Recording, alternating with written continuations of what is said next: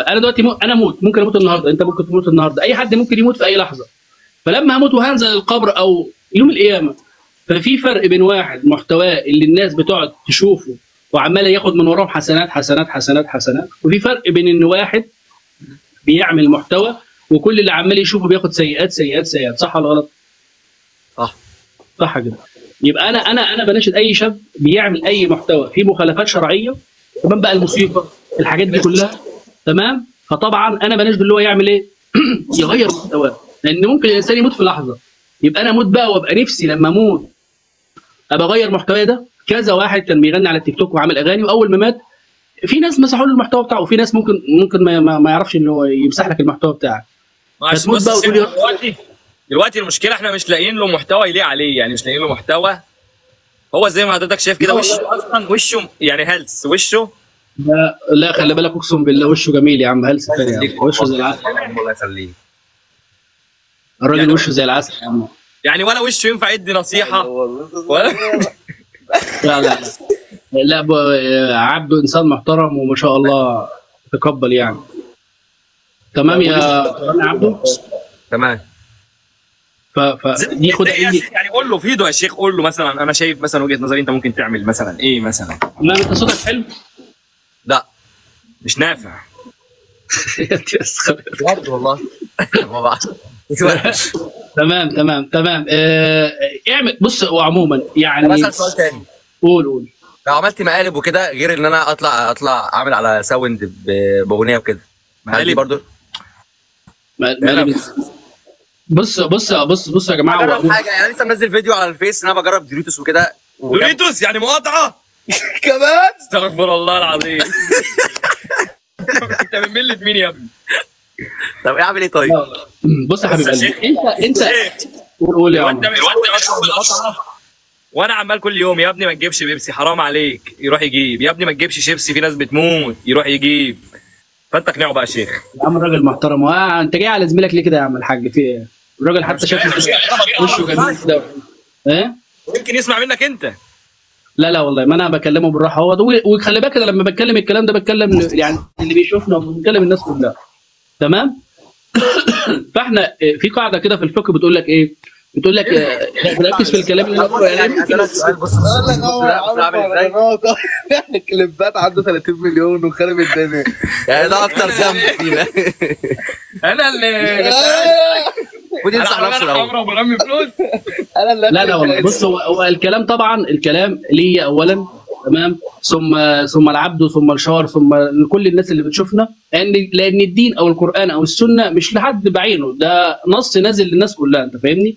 نازل للبشر كلهم، تمام. فانا بقول يعني في قاعده اصوليه بتقول ايه جميله جدا، بيقول لك ان لم تزل المنكر فزل عنه.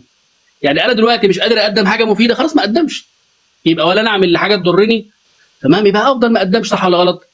الافضل اقدم موسيقى او غناء وتضرني وتجيب لي سيئات يوم القيامه، ولا الافضل ما اعملش حاجه خالص؟ ما عملتش حاجه خالص، حتى ما يبقاش سيئه جاريه. يا عم بقى مناديل على الاقل، فاهم؟ عشان الناس اللي هتعمل. تعالى ما تيجي تقرب يا حاج مصطفى، انت قاعد بعيد ليه؟ انا عايز استخدم بعيد.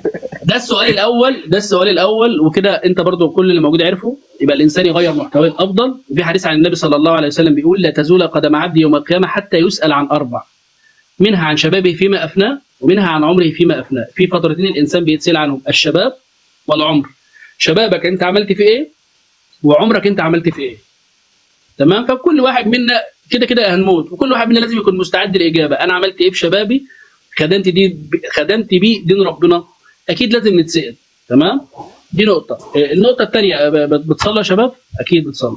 اكيد الحمد لله. بس انا برضو سؤالي، ليه انا مش عارف انتظم في الصلاه برغم ان هي مش تاخد مني دقيقه في اليوم؟ تمام. هو بيلتزم في اللايفات بس ما بيلتزمش في الصلاه. كل اليوم اللي ما يفتحش فيه اللايف تلاقيه متعكنن، يا لهوي الفانز مستنيني، الجمهور عايزني، تلاقي الادم شغال. خليك بعد الخير بعد الخير. طيب بعد الخير. ثانيه، انت بتصلي يا عبده؟ متقطع صراحه. تمام خلاص تمام. بص بقى، الصلاه عشان ابدا احافظ عليها، تمام، في 3 حاجات ابدا عشان اقدر ان انا احافظ على الصلاه، تمام. طبعا الصلاه تركها كبيره من الكبائر. مش عايزين كل حاجه كل حاجه تمام. لكن الصلاه طبعا مهمه جدا. قال النبي صلى الله عليه وسلم: اول ما يحاسب عليه العبد يوم القيامه ايه؟ الصلاه. صلحت الصلاه صلح سائر العمل، وان فسدت الصلاه فسد سائر العمل. تمام؟ يبقى انا دلوقتي عايز احافظ على الصلاه، عندي 3 حاجات. اول حاجه ان انا ادعي رب، لان انا دلوقتي بدات اصلي، يا رب انا هصلي. تمام؟ اول حاجه طبعا يكون عندي النيه، تكون نيه صادقه فعلا ان انا هبدا اصلي، مش امنيه. في فرق بين النيه والامنيه. النيه يتبعها عمل، يعني انا دلوقتي هقوم اسيب البث وما صليتش النهارده راح اصلي. ابدا اعمل ايه؟ اول حاجه لازم ان انا ادعي ربنا انه يثبتني على الصلاه ويحببني في الصلاه. يبقى اول حاجه ادعي ان ربنا يثبتني على الصلاه ويحببني في الصلاه. النبي صلى الله عليه وسلم كان اكثر دعائه: اللهم يا مثبت القلوب ثبت قلبي على دينك. تمام؟ يبقى اول نقطه ادعي ربنا انه يثبتني. هو اللايف اعمل له بلوك. ثانيه واحده يا شيخ. معلش عشان في عيل كلح. لا عادي عادي، مشرفين لو عندك مشرفين يعملوا دول. عندنا مشرفين ايه؟ ده ما عندوش ال5 في اللايف. الله المستعان. تاني حاجه لا اعمل مشرف، عيل مشرف. استنى هات مودي ده وهات 2 3 مشرفين اهو. اعمل مشرف، خلي باسم باهر ده فين بقى؟ اهو. اعمل ده مشرف. ده مؤاخذه يا شيخ معلش بس عشان في ايه؟ لا حبيبي ولا يهمك. بس مش اي حد لحسن. ايه بتقول يا شيخ؟ مش اي حد لحسن اللي تعمل مشرف يبوظ لك هو بس. لا احنا باسم باهر ده محترم. تاخد يلا نظارات يا عمر مشرف هيعمل لك حظر. بص ده، بص الكلام ده. هو ده في كذا حد، هو هيعمل لهم ميوت بقى. بس ما هيروق لك على الدنيا. خد يا عبد الرحمن انت كمان، انت بتعمل ميوت بلوك. طب ليه بلوك؟ اتفضل يا شيخ. يبقى كده عندي في 3 حاجات يخلوني احافظ على الصلاه. كده اول نقطه، اول حاجه الدعاء. خد يا موتو. معلش اسفين والله. معلش انا اسف عشان بس في ناس. خد يا موتو. اي حد يعمل يا موتو الكومنت الوحش ده. تمام معاك يا شيخ. يعني كلام مهم دلوقتي.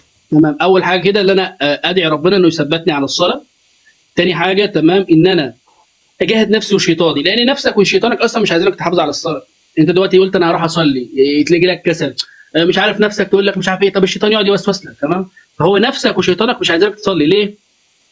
لان الصلاه اهم حاجه في حياتك، واعظم اجر في حياتك كله هو الصلاه. يعني الصلاه دي ال5 دقائق دولت اجرهم مش طبيعي. صلاه الفجر ذات نفسها قال النبي صلى الله عليه وسلم: ركعتي الفجر خير من الدنيا وما فيها. تخيل واحد لما يضيع صلاه الفجر خير من الدنيا وما فيها. تخيل. سألوا يا شيخ مرة صلاة الفجر امتى؟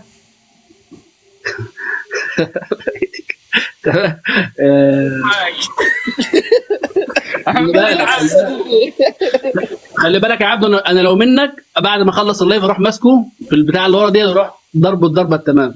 لسه راميه في البي سي من شويه. ده اخويا. تمام.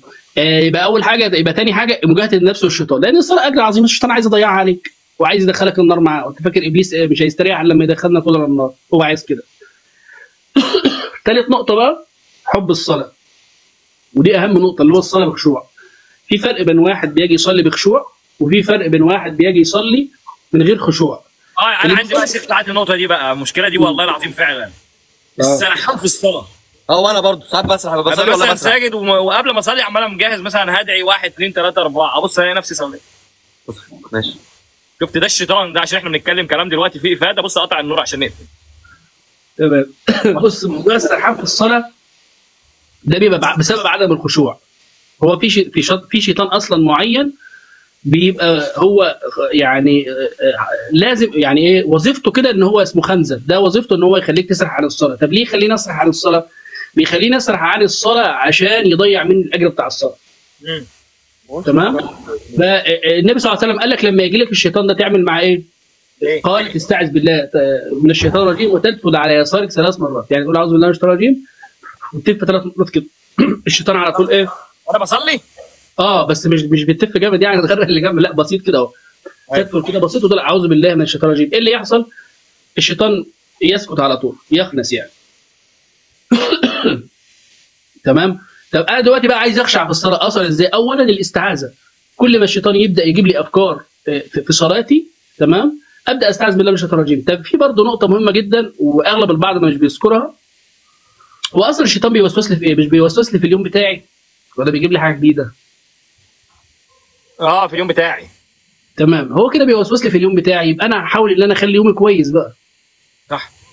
يعني انا دلوقتي مثلا واحد يومه مقضيها في مثلا الشرب مع البنات مع كذا مع كذا، هتلاقي اول ما يجي يصلي الشيطان يروح جايب له كل الحاجات دي في دماغه. ما رجعش اوت. طب انت بقى يومك مقضيه بقى في حاجه، في طاعه كده، في عباده، في صحبه جميله بتاع، هتلاقي الشيطان مش هيعرف يوسوس لك ابدا طبعا. الصحبه الجميله دي، الصحبه الفاسده. ده موضوع يعني. وطبعا تسمع درس في الخشوع عن الصلاه بيفرق معاك جامد جدا جدا جدا. ولما الانسان بيبدا يحافظ على الصلاه والله يا شباب يعني حياته بتتغير. بتلاقيك انت اصلا مش عارف تعمل حاجه غلط. يعني كذا شاب بيقول لي انا كنت ضايع. انا ده يعني ده بالنسبه لي رقم واحد في حياتي، ان الصلاه تنهى عن الفحشاء والمنكر. ايوه فعلا والله بجد في وقت من الاوقات مثلا تنحرف تلاقي نفسك بتحوت شمال كده، الصلاه ترجعك.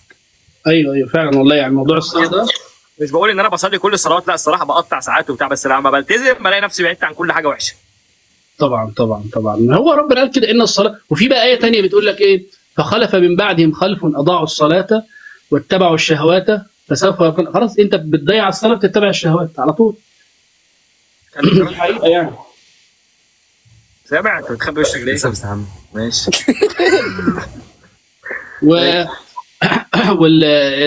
اديني كده اللي هنا ده هات. هو ده. هو كله هيبقى على حده.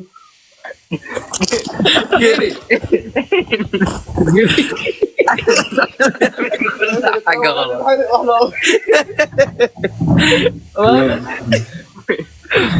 لا والله هو بص يعلم. هو كده سامع كل اللي انت قلته. لا والله يعلم الله عز وجل. اللي بيحب حد بيخاف عليه، بيديله نصيحه. النصيحه مش معناها انتقاد او اللي انت غلط او اللي انت صح، لا. هو ديننا اصلا ربنا قال لك ايه؟ ادعو الى سبيل ربك. يعني كل انسان مامور انه يدعو. تمام. فديننا اصلا دين جميل. الانبياء سيدنا محمد صلى الله عليه وسلم، الانبياء الرسل كلهم ربنا ارسلهم ليه؟ عشان الدعوه. تمام. فلما حد يدعوك يبقى بيحبك، يبقى بيخاف عليك. مش مثلا الناس فاهمه ان الدعوه انتقاد. لا الدعوه مش انتقاد خالص. ده لما اقول لك اعمل كده يبقى خايف عليك عشان عايز ادخلك الجنه. ايوه. يعني مثلا دلوقتي انا بقول لك مثلا نعمل كذا، انا بحبك وخايف عليك وعايز اوديك الجنه. ايوه. مش عايزك تدخل النار. الله يبارك لك يا شيخ ويجعله في ميزانك. ربنا يوفقكم وربنا يجعل الشباب المسلمين. انا عملت لك متابعه يا بودي. يا شيخ وان شاء الله بودي تشوفوا الحلقه الجايه بيصلي ان شاء الله. باذن الله. باذن الله والله اطلع معاك المره الجايه وانا بقول لك ان انا التزمت في الصلاه وبقيت احسن عن الاول. ربنا يوفقكم ويصلح لكم الحال. وكانت جلسه جميله ونشوفكم على خير بقى يا عمر انت وبودي اللي جد اسمه ايه؟ هو بالك قاعد بيستفيد. هو قاعد بيستفيد. لسه خلص الفاضي وخلص الصلاه الحمد لله. خلص عماد عثمان. لو بصراحه الايمان والتقوى باين على وشه ما شاء الله. لا ما شاء الله وشه سمع. الله. يلا اشوفكم على خير ان شاء الله. السلام عليكم.